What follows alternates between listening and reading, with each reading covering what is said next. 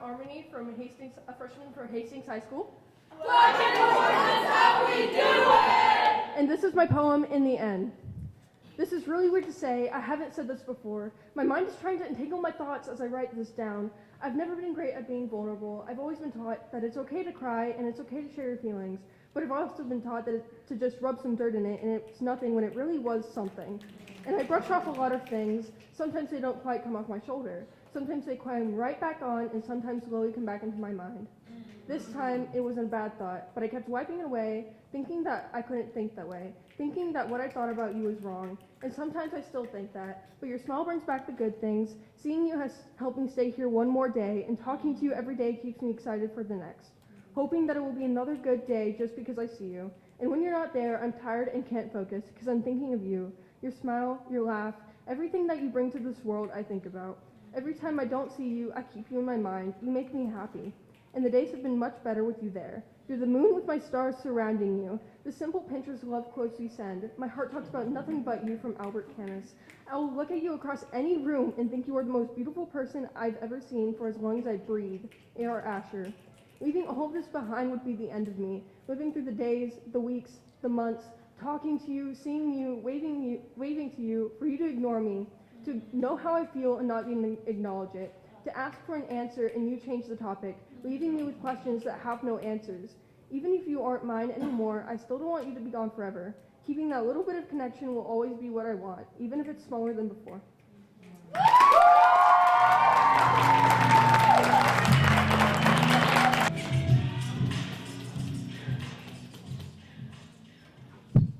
Hi, I'm Presley. I'm a sophomore from Arts and Humanities. Impossible! And this is my poem, Lavender. In the interest of getting to know each other a little better, let's introduce ourselves. Again, let's do name, age, and favorite color. Hi guys, I'm Presley. I'm 15, and my favorite color is lavender. Not just because it's pretty. Well, it is pretty. But also because of that smell, that floral smell. I love using the lavender salt in the shower. The smell is almost good enough. The color is almost beautiful enough to let me forget that my head always hurts, or that I can't remember my friends' birthdays because I always forget, or that I should be more upset about my friend's mom dying. I should be more upset, but I'm not, and I don't know if it's just because I don't care or if I'm already so incapacitated with grieving my own life. I don't do anything. I just walk around like a wind-up doll, and if I don't do anything now, and I can't remember my past, and I threw away my future, I'm basically dead. But I can barely mourn my own life because I don't remember anything about it. I don't know myself. I stutter through the speech at my own funeral. My cold, light purple lips mumble incomprehensible tales about our brief run-ins during high school, glances of myself in the dark windows of empty classrooms. But I would pivot to talking about the weather, but I haven't gone outside recently enough. Even if I did, I probably wouldn't notice. I can't tell if it's hot or cold. I'm just uncomfortable. It was dark. It's light now, so it must be the morning. The light is burning my eyes, so it must be the sun. I can all but see a lavender haze on the horizon, but I think it's just my bedroom light. I just opened my eyelids. I might know where I am. I think I'm in a bathroom trying to forget what little of my life I can remember. I think it's raining, but that might be the shower. I know that I'm uncomfortable. Maybe it's because I'm standing on a pile of lavender salt that can't disintegrate because I'm standing on it, but really, I know. I know that I'm standing in front of a room full of poets. I'm stood here answering questions no one asked. Maybe that's why I'm uncomfortable. Maybe it's the rain. I can feel the raindrops on my face, but my cheeks are the only thing getting wet. My favorite color is lavender, and I'm Presley, and I'm 15, and my favorite color is lavender for no particular reason.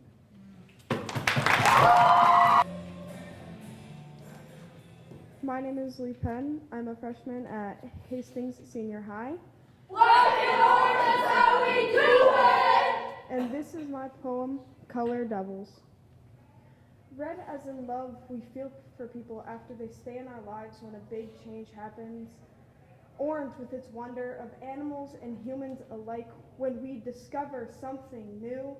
Yellow as hope when passing by your favorite restaurant on a drive with mom.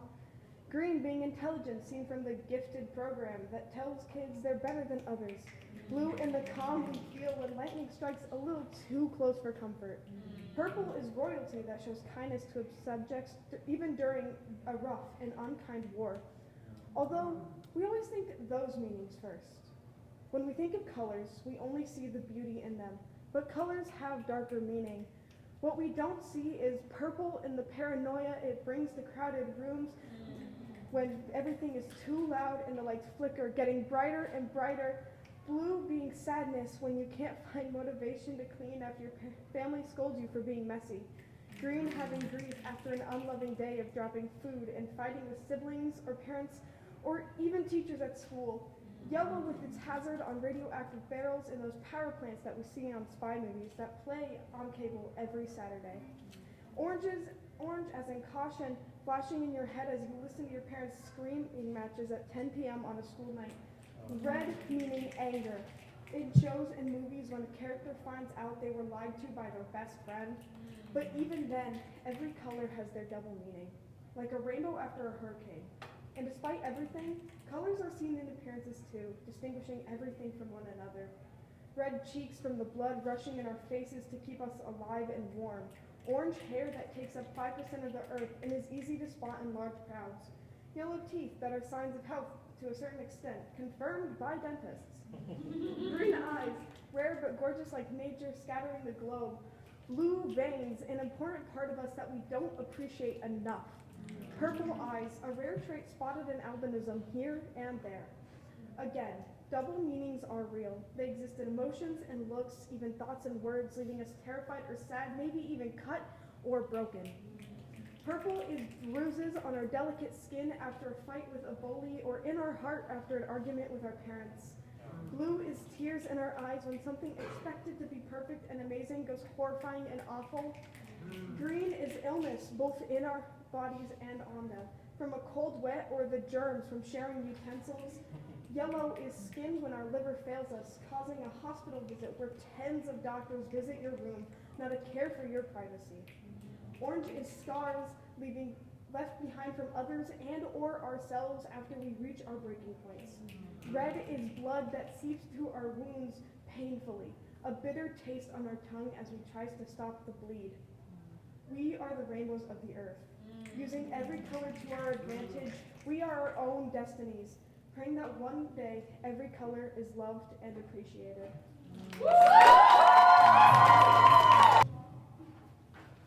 Hello, my name is Kaylee Swanson from Southwest. Yippee! And my poem is called Shattered Glass. This is a story of a girl who's had a life of love, happiness, loss, pain, and grief. It still shows in her eyes like the ice that covers the cracks in the road after a snowstorm. Her mind an endless tornado of thoughts and a whirlwind of emotions. But that didn't start until October 19, 2013. A baby was born. My brother. This child that I had seen for the first time at 7 years old. This child that has never seen a light, but when I saw him, I felt like I wasn't in isolation anymore. The only problem was the fact that I had to take care of that child. That sweet, innocent, beautiful child that I had to be a mother for. My own flesh and blood down to the marrow was my kid, my brother, and my best friend. But is he gonna remember me when I had to hold him on nights when my bio mom had neglected us? How I took care of him when no one else was around, and how I would sing him to sleep when he was scared. Imagine if that 7-year-old had never known what dangers were out there. Would she have grown up a better person? To see her reflection, knowing how much self-hate she's had since 9 years old, or the fact that she never even got to be a kid. I know that my fragmented thoughts were hers, her reflection turning into shattered glass right before her eyes. The innocence that was once there is now dimmed and burned out. But that little girl can never go back. Almost thinking about it makes me angry. And the hate is more than my mind can take, but alas, my mind can hate all at once, but it won't change a thing. That little girl's paradigm has shifted to no understanding of how to be normal. What is normal but fragments of shards with different reflections of what others think of how people should look and act, or the fact that someone's different catches our eyes and pushes us away. We shouldn't have to fit into societal norms just to be ourselves. I mean, if you think about it, how are we supposed to move forward if we can't see the past? Deceiving looks and covers when we've never even read past the first sentence of that book. This little girl is looking in the mirror of the image others want her to be, broken and shattered to bits till there's nothing left.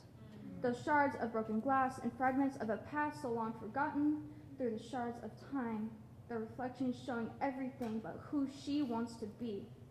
Her heart is set in stone, her eyes the ice in the road as she fades away through the fragmented parts of time, waiting for someone, waiting for something to save her, when the only person who can save her is herself, while others scream out that she has nothing left. This is her story. I am her. This is my story.